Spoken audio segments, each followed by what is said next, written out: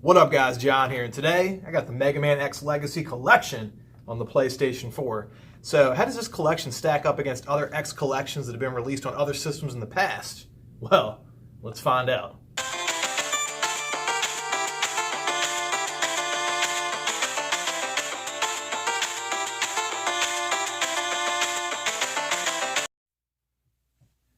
Okay, so this is my copy of Mega Man X Legacy Collection for the PlayStation 4. Now, when I got this game, and I did get it at Gamestop, there was something rattling around in the case. Now, since they had a bunch of copies in the drawer, I was like, dude, I want to see a few more of those copies. If every one of them's rattling around in the case, I'll take the one you got in your hand, but if not, I want a different one.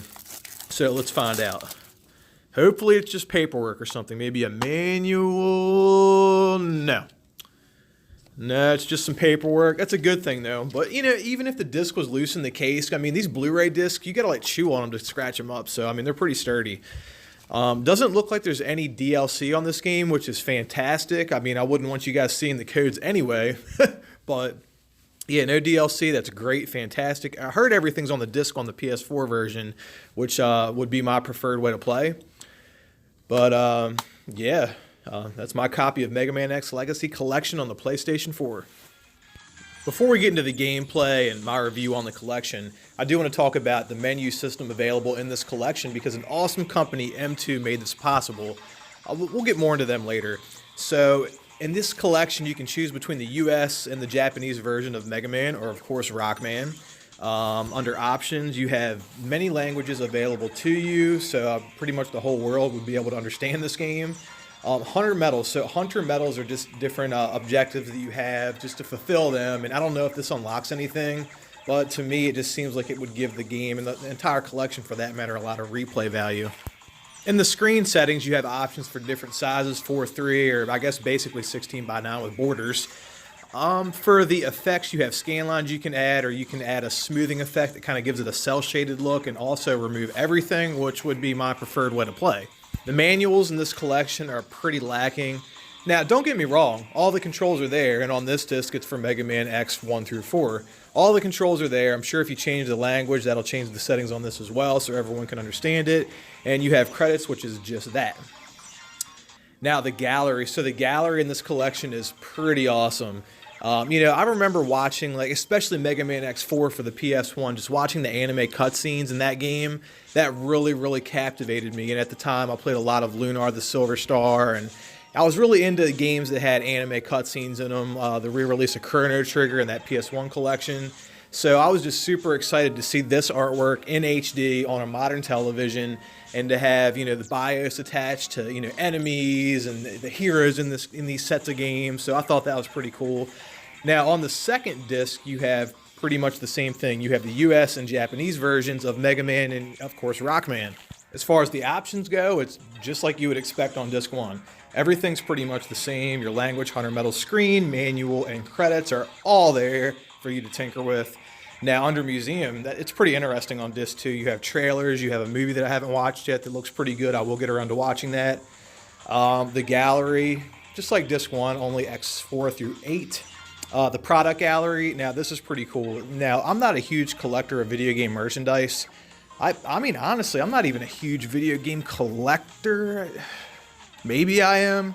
I don't know. I find games I like to play, and when I find them and I like them, I keep them. If I don't like them, I sell them, especially if they're worth money, because I put that money right back into my collection. But to archive this kind of stuff that was released for consumers, a lot of it I'm sure was released over in Japan, but, I think it's pretty cool. So guys, I know I don't usually go over menu systems in this kind of detail on a normal video, but I think in this case, on this X Legacy collection, it was done so well that it's definitely worth mentioning. Oh, and one other thing, the soundtracks for all the games are in here. X1, X4, X5, they're all great, and X8's got some pretty decent tracks too. So I'll just start off and say this right now. This collection is great, far better and superior than any other Mega Man or X collection that's ever been released before. Now, there's reasons I think this, and I'll tell you why right now. So the original Mega Man X collection that I believe came out on the PS2 and GameCube, I don't know the year it came out, but at the time, it only had 6 of the 8 Mega Man X games. Now, it was missing X7 and X8. Now, one thing that it did have that the current release doesn't have, it had this game, it was like a was like a kart game. It was called Mega Man Battle and Chase. I don't know where that came from or where that small mini game came from, but it was on the original X collection, and it wasn't on the one that just released. So the one that we just got, the one that's on the Switch, and the one that's on, I believe it's on Xbox One and PS4, the one I got, that has X1 through 8. Nothing else. Now, there was a few other games. I actually have a couple with me. I'll show you at the end of the video. Mega Man Maverick Hunter X that came out on the PSP. Another one I had in my collection is Mega Man X Command Mission that came out on the PlayStation 2. Now, that's a RPG, or, role-playing game. It wasn't the normal Mega Man X game platformer that we all know and love, but it's still decent. Not the best RPG, but at least to me, seeing a lot of that stuff on this collection, it would have been pretty cool. Now, the original X collections that came out on the PS2, and that's the one I have, the PS2 version, haven't played the GameCube version. I'm assuming it's exactly the same, but they take all the slowdown out of those versions of the game.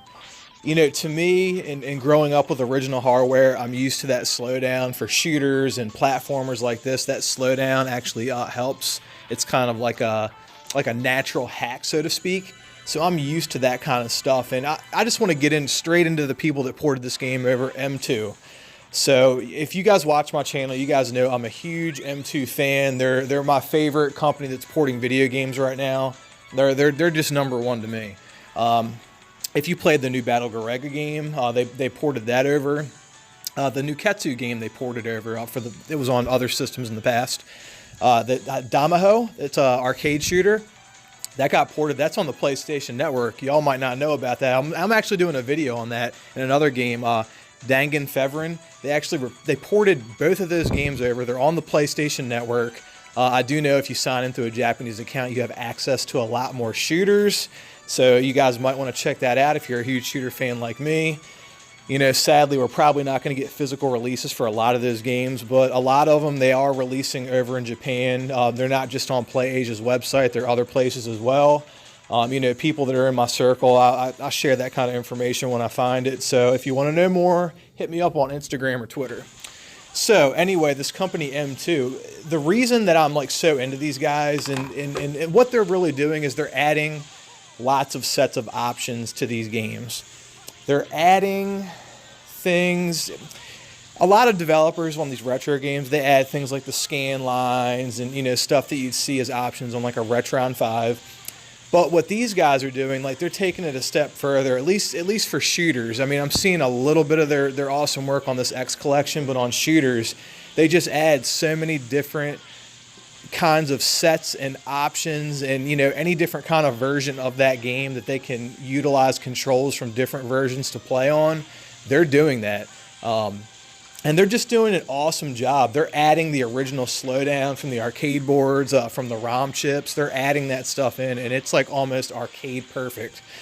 The only thing that I saw with this port and of the earlier X games like X1, X2, I didn't see it in X4. I noticed it quite a bit in X1. When you get hit, you kind of flash for a little bit. You'll notice in the beginning of the footage when I'm in that mech suit kind of walking around, you'll see that.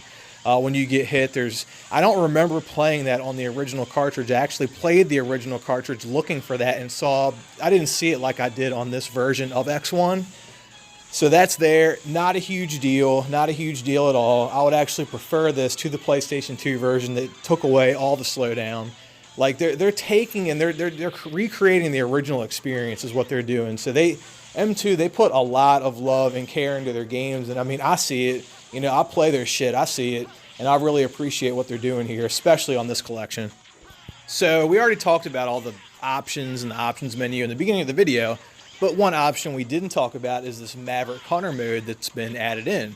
Now, this Maverick Hunter mode, when you turn it on, it's not like a Game Genie where you can do all this crazy stuff and add 100 lives and change the difficulty dramatically. But what this does is it allows you to take a tremendous amount more damage before you die. It doesn't save you if you fall in a pit or if you land on spikes, but I actually left it on and played through. I actually live streamed X1 the other night. The whole game, I played through it from beginning to end. X1 took me 3.5 hours. That's the longest I've sat down and played a video game in a long time. But man, these games mean a lot to me. I've owned them all. I've beat them all.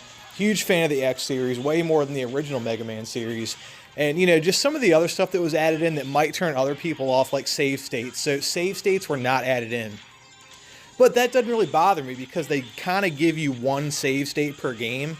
And I'll kind of explain that. So, you know, originally playing this game as a kid, you know, see the screen, write down the code, you know, put the password in, you know, get to where you're at in the game.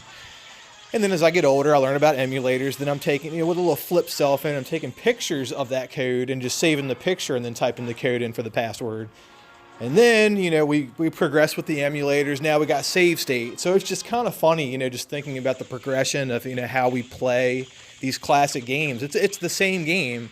It's just our current modern day technology is just putting different twists on it and making the same exact game more convenient for us in, you know, 2019.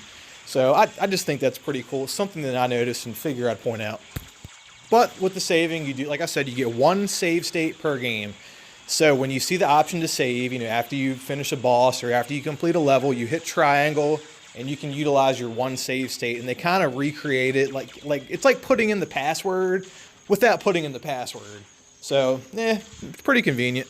Now the controls in this collection they're great. They're spot on. I mean, Christ, M2 ported this game. But beside that, I mean, you got to think about this. The X1, the X2, and the X3 games came out on the Super Nintendo, right? And then you get X4, comes out on the PlayStation 1.